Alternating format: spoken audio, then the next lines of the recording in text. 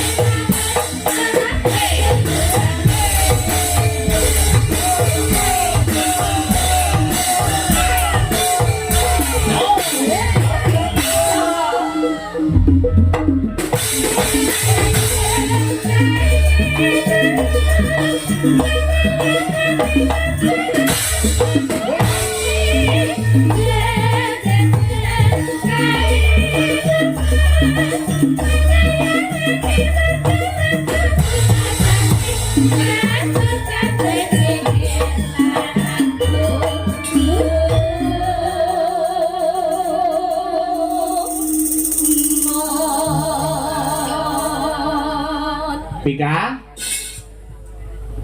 kaya kepul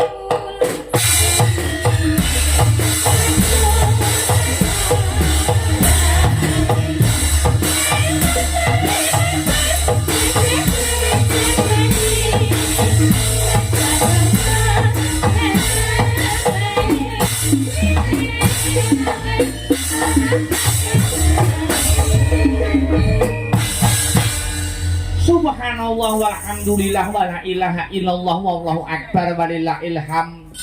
Nduk anakku sing ayu-ayu dhewe Limbu. Ana dawuhmu apa yung nimbali marang aku anakmu Limbu? Leren sawetara ya ana? Heeh. Heeh. Ngandhani swasana kang kenceng? Heeh. Heeh.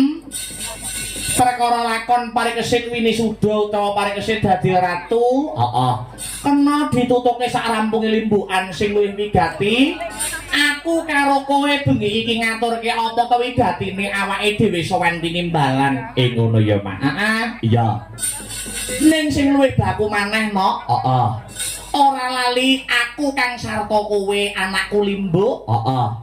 Bengi iki ayo tak gandeng tanganmu sing tengen bareng-bareng. Heeh. Ngunjukake rasa puja lan puji syukur. Nggih. Konjuk marang Gusti ingkang murbeng dumadi, Tuhan yang Maha Esa Allah Subhanahu wa taala Hyang Widiwasa ya ana. Ngono ya, Mak. Heeh. Nyukuri kenikmataning Gusti, nyukuri keberkahaning Pangeran sing wis malembarake pirang-pirang keberkahan kang sarta kenikmatan. Iya. Saengga bengi iki aku karo kowe Limbuk sak rombongan. Iya. Bisa manunggal ingkang sarta tetunggalan ana ing adicara bengi iki no. Ngono Lah banjur bengi iki mengeti adicara apa, Mak? Iki ngene ya, Nok. Heeh. Bengi iki adicarane ya tidak lain dan tidak bukan. Ngono ya kuwi tasyakuran khitan. Sunatan utawa tetakan. Ana sing ngarani supitan. Heeh. Lah banjur sing ditetake sapa, Mak? Sing ditetakake ya kuwi ora ana liya adiku lanang Dik Selo Malindo. Ngono. Putrane niki menika Ibu Sobiatun. Iya, kang mijil saka dusun Jabon, Desa Drenges, Kecamatan Kertosana, Kadipaten Nganjuk kene. Ngono ya, Mak. Iki wis mujudake nadar, kang wis kadung ya kuwi diluwari mau sore nganggo sarana kupat luar. Ngono. Nadare keluarga besar Ibu Sobiatun anggone kagungan kersa ya ki netakake putrane adiku Dik Selo Malindo. Pancen bener kaya mangkono. Heeh. Maneka warna sebutane no. Heeh. Ana sing ngarani tetakan, sunatan, supitan. Iya, Mak. Iya. Lah yen ana tetembungan diislamke ngono kuwi piye, Mak? Kuwi sejatine salah ning wis kaprah. Ngono. Wis salah nanging wis kaprah ana ing masyarakat awake dhewe. Heeh. Nek nganggo tembung khitan monggo, supit monggo, tetak monggo. Ning yen nganggo tetembungan diislamke kuwi perlu direvisi setitik mboko setitik kok, Nduk. Ngono ya, Mak. Kok iso ngono nganggo dasar apa, nganggo wewaton apa? Mergo ngene ya, Nok. Heeh. Ukurane Islam apa ora? Menungso kuwi dudu ukurane dudu wis sunat apa yen ora. Iya. Nanging ukurane manungso kuwi wis merasuk agama Islam apa ta yen ora, lamun wis mengucapkan dua kalimat syahadat asyhadu an la ilaha illallah wa asyhadu anna muhammadar rasulullah, syahadat tauhid kang sarta syahadat rasule. Ngono ya, Mak. Nggih. Lah yen ana tetembungan sunat, sunat kae merga saka tembung sunah tegese itibak nabi. Ngono. Merga sunat kuwi salah satu syariat itibak nabi kang ditindakake jaman rikala Nabi Ibrahim rikala semono kok, Nok. Oh ngono ya, Mak.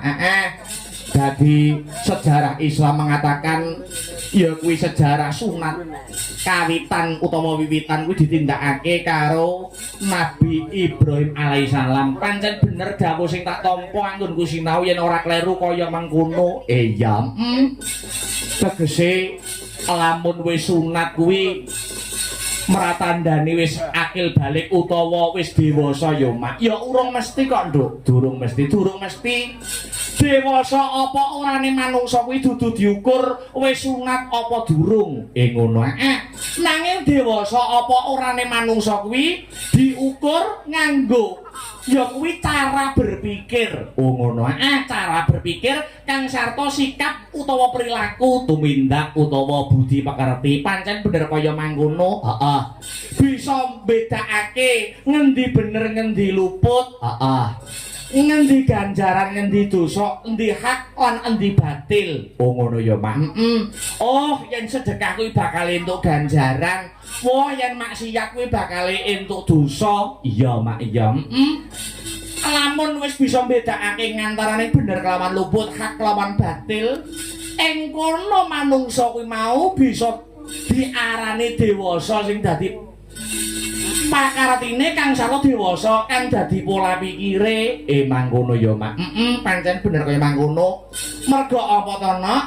Aku kok kandha dewasa kuwi ora diukur nganggo umur, merga akeh bocah isih SD, isih SMP nanging wis mateng sing dadi pemikirane. Nggih.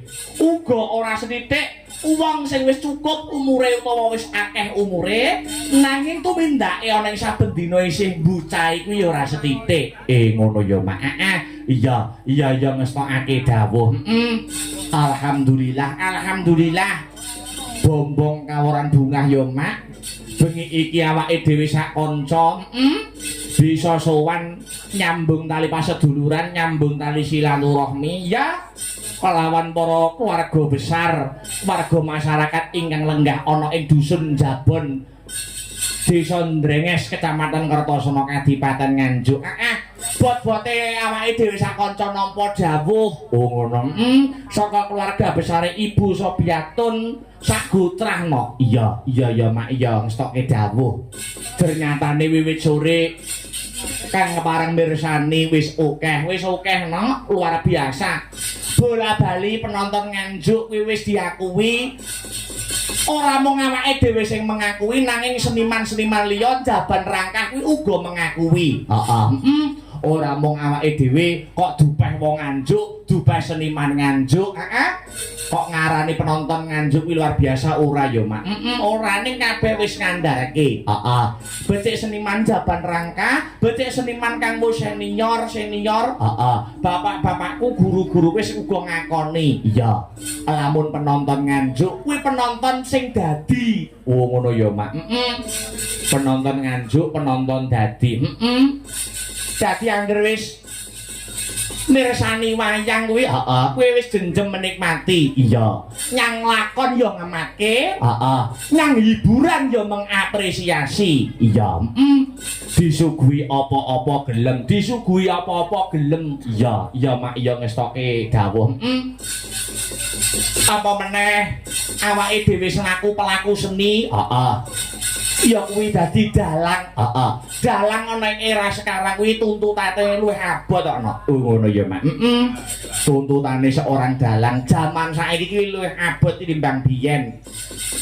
Abote jaman saiki tinimbang biyen kuwi apa? Ya dengan perkembangan zaman dengan kemajuan zaman sing semakin canggih upamane piye mak saiki setiap pagelaran wayang kuwi mesti ana sing ngliput ana sing live streaming becik channel YouTube dalange dhewe uga para-para YouTuber sing kepengin ya kuwi jupuk konten ya lah kuwi angele dalang angele pelaku seni ning kene no kok iso angel aja no ana ing era jaman saiki dalang pelaku seni ora mung dalang ning kabeh wae dagelan yo bintang tamu dan lain sebagainya dituntut berputar pikirane memutarkan pikirane memutarkan otak arep ben sing nonton sutresna budaya kuwi ora jeleh ora bosen iya mak iya ngestoke dawuh ya ing kene iki awake dhewe dituntut berkreasi berkreativitas anut laku ning jaman ya mak pancen bener kaya mangkono